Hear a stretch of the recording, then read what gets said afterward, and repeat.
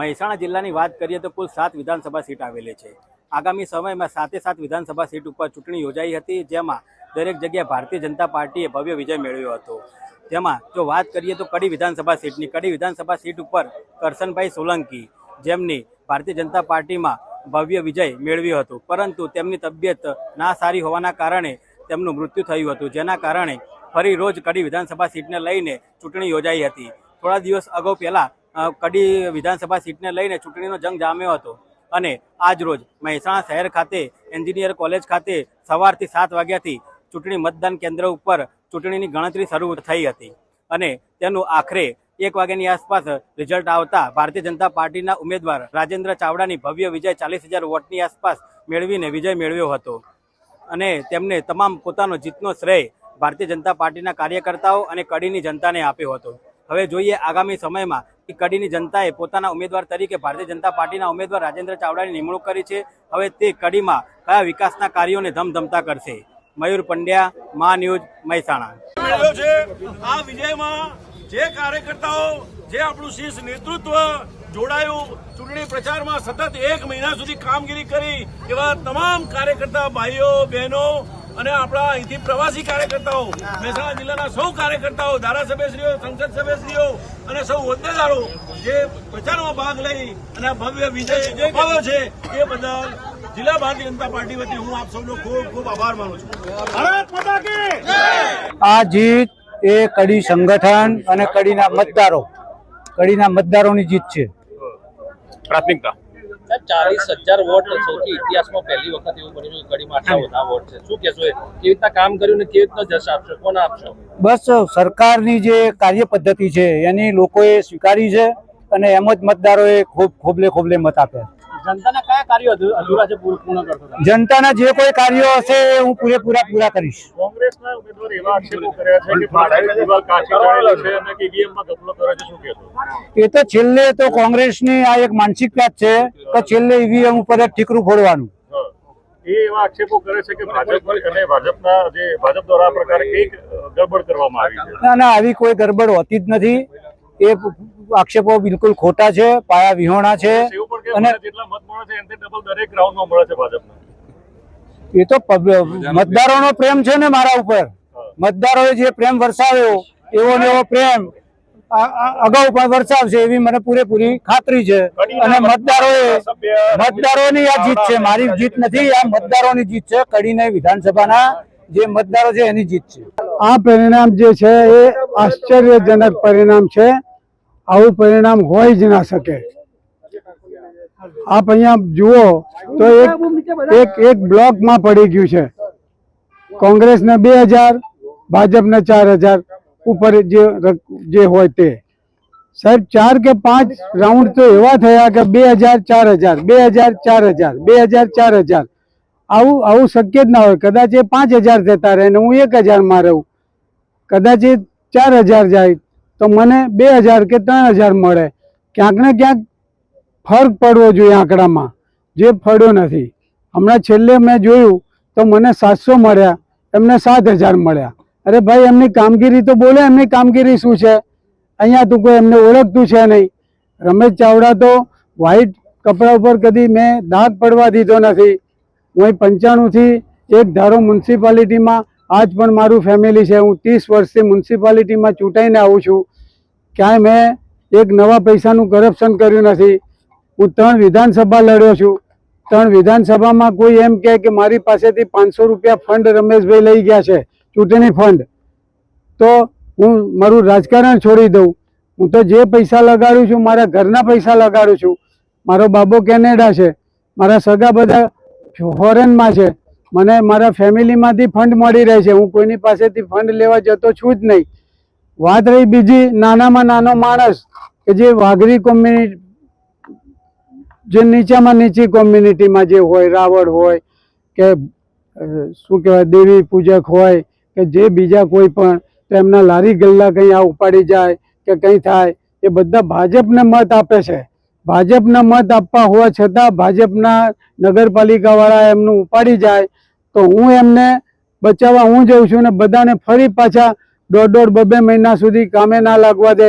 ગરીબ માણસ દેવાદાર થઈ જાય તો હું પાછા એમને મદદ કરવા જાઉં છું. તો મારું કામ કોઈ દિવસ મેં કોઈ વાણિયો કોઈ પટેલ હોય કે કોઈ પણ કોમ્યુનિટીના હોય, કોઈ વેપારી હોય, કોઈ બિલ્ડર હોય, સાહેબ મને સાંભળતું નથી કે મેં કોઈની વિરુદ્ધમાં ક્યાંય ગેરકાયદેસરમાં હોય છતાં મેં એના ઉપર હાથ નાખ્યો હોય કે મેં કોઈની પાસેથી કરપ્શન કર્યું હોય.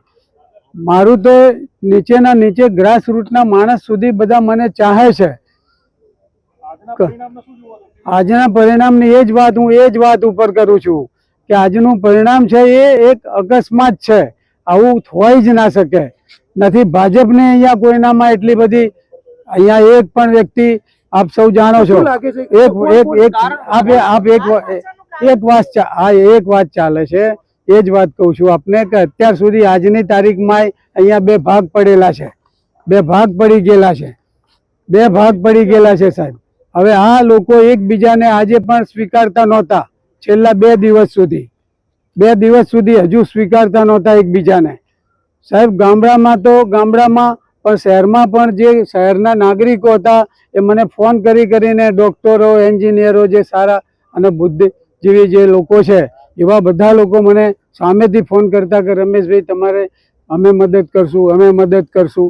એની જગ્યાએ આટલું મોટું આ થઈ ગયું. બીજી વાત કહું કે અહીંયા બીજી એ જ વાત કરું છું ને ભાઈ, એ જ આજે એક વાત સમજો કે આ કુંડાળ છે કે કડીના જે બૂથો છે ત્યાં આપ સૌ જાણો છો કે 97%, 95 થી 97% અંદર મતદાન થઈ જતું. આ વખતે આપણે જે મતદાન થયું એ 55% અટકી ગયું. 55% અટક્યું એટલે મને તો સીધી લીટીમાં કે હું હવે જીતી જાઉં છું. બાકીના જે ગામડાઓ જે છે, ગામડામાં તો તમે પહેલાના રિપોર્ટો જુઓ, ગામડામાં તો મને આજે બી ખૂબ મદદ કરતા હતા. હું ગામડામાંથી જ જીતીને આવતો હતો. હારવાનું કારણ એ જ આપું છું કે ગમે ત્યાં કંઈ ને કંઈ મુશ્કેલી વાળું કારણ થયું. મને એવું લાગે છે કે ઈવીએમ મશીનમાં હોય કે જે પણ હોય, કારણ કે અહીંયા જે આપણે જોયું કાચનું કાચ છે, કાચ અંદર કાચના પેલામાં રાખ્યું છે, પાછળ છે નહીં. એટલે આમાં ગમે ત્યારે કંઈક નાનો ભાગ તોડીને આમાંથી પાછળથી બારી ખોલીને આમાં કંઈક કર્યું હોય એવું મારી માન્યતા એવી છે કે ના, આક્ષેપ નથી કરતો મેડમ. હા, એમાં ક્યાંક ને ક્યાંક આવું કંઈક એવું બનાવ બન્યો છે. બાકી તો આ જે પિક્ચર છે, આ પેટીઓમાંથી જે નીકળે છે એ શક્ય જ નથી સાહેબ. બેલેટ પેપર 44 બેલેટ પેપરમાં 4 મને મળ્યા, 2 કે 3 આપવાળાને મળ્યા અને બાકીના બધા ભાજપમાં ગયા. હવે તમે વિચાર કરો કે 44 લોકોએ ઘેર બેઠા જે બેલેટ પેપરમાં જે વૃદ્ધ હોય, અશક્ત હોય, આવા લોકોના જે બેલેટ પેપરમાં લોકોએ બેલેટમાં જે મત નાખ્યા એ ટોટલ એમની પાસે ગયા. 40 મત લઈ ગયા એ 44માંથી. હા, આ બધું એ જ્યારે 44 મત આપ્યા ત્યારે મારી પાસે આપવાળા ભાઈ હતા, આપના ઉમેદવાર. મેં એને કહ્યું, મેં ત્યારે જ કહ્યું કે આ 40 પડ્યા ને ભાઈ, હવે રમેશભાઈ ચાવડા હારી જાય છે, આપણે આ સીટ આપણે હારી જઈએ છીએ. કોઈ સંજોગોમાં રમેશભાઈ ચાવડા હવે જીતતા છે જ નહીં, કારણ આખું આ વ્યવસ્થિત એક આયોજન પૂર્વકનું ગોઠવાઈ ગયું છે. અને એમાં જીતને પડકારશો તમે? અહીંયા તો કોર્ટોમાં જાઓ તો 5 વર્ષમાં અહીંયા પેલો પૂરો થઈ જાય ત્યાં સુધી તો તમારું રિઝલ્ટ નથી આવતું ભાઈ. કોર્ટોમાં જાઓ તો અહીં 1 મિનિટના ભાવ લે છે વકીલો. આપણી જ્યારે, હું તો સીધી લીટીનો માણસ છું એટલે આપણી પાસે એટલા બધા તો પૈસા નથી. આપ સૌ બધા જાણો છો, મને ખબર છે કે હજુ સુધી મેં આપ સૌને ટીવી આટલી બધી મારી કામગીરી લીધી તો પણ આપણે હું પૈસા નથી આપી શક્યો યાર. અમારા ભારતીય જનતા પાર્ટીના ઉમેદવાર માન્ય રાજેન્દ્રભાઈ ચાવડાને સમગ્ર કડી વિધાનસભાની પ્રજાજનોને પ્રેમ આપ્યો છે. કડીના તમામ કાર્યકર્તાઓ અને અમારું ભારતીય જનતા પાર્ટીનું મોવડી મંડળ અને તમામ નેતૃત્વ, એ રાજ્યનું કે અમારું જિલ્લા કક્ષાનું તમામ નેતૃત્વને સાથે એમના માર્ગદર્શનથી જિલ્લાના તમામ કાર્યકર્તાઓ, તમામ પદાધિકારીઓ અને કડીના સ્થાનિક અમારા સંગઠનના કાર્યકર્તાઓ મહેનત કરી છે, જબરજસ્ત રંગ લાવે છે. અને આજે મને એવું લાગે છે કે આજે 40,000 સુધી આપણે પહોંચી ગયા છે લીડમાં, તો એનાથી વધારે સારી એવી લીડ આવશે. અને ચૂંટણી દરમિયાન અમે પ્રજાજનોમાં લોકો ગામે ગામ અમે લગભગ 100% ગામોમાં અમે ઉમેદવારની સાથે પ્રવાસ કર્યો છે. અમારા ડિસ્ટ્રિક્ટ બેંક ચેરમેન વિનોદભાઈ પણ સાથે હતા અને અમારા સંગઠનના તમામ કાર્યકરો, તમામ ધારાસભ્યો, તમામ આગેવાનો, જિલ્લા ભાજપ પ્રમુખ ભાઈ શ્રી ગિરીશભાઈ સાથે રહી અને પ્રદેશ મોવડી મંડળ પણ અમારા માનનીય સી આર પાટીલ સાહેબ અને માનનીય મુખ્યમંત્રીશ્રીના નેતૃત્વમાં માર્ગદર્શન હેઠળ આ વિકાસની રાજનીતિ જે છે, ભારતીય જનતા પાર્ટી વિકાસની સાથે ચાલે છે. પેલું સૂત્ર છે ને, સૌનો સાથ, સૌનો વિકાસ, સૌનો વિશ્વાસ, સૌનો પ્રયાસ. આ પ્રયાસ જબરજસ્ત પ્રજાજનોએ કર્યો છે, કાર્યકર્તા, એનું પરિણામ આવ્યું છે અને અમે કરશનભાઈને સાચી શ્રદ્ધાંજલિ આપી ગણાય. ખરેખર પ્રજાનો પ્રેમ છે. કરશનભાઈ એક સારા કાર્યકર્તા હતા, યાદ કરવા જેવા છે, નથી એનો અફસોસ છે, પણ આજે કરશનભાઈને સાચી શ્રદ્ધાંજલિ પ્રજાજનોએ આપી છે અને પ્રજાજનોનું ધન્યવાદ આપું છું. કોંગ્રેસના ઉમેદવાર છે, હમણાં બહાર આવ્યો ને એને એવું કીધું કે ઈવીએમ માં ગડબડ છે. એવું શક્ય જ નથી. એ બીજા રાજ્યોમાં ક્યાંક કોંગ્રેસ વિજય થતો હોય ત્યારે ઈવીએમ ની વાત નથી કરતા અને પછી હારે છે ત્યારે ઈવીએમ ની ગરબા. આવું તો ક્યાંથી ચાલે? સાહેબ, ઓપરેશન સિંદૂરનો ફરક પડે એવું લાગે છે?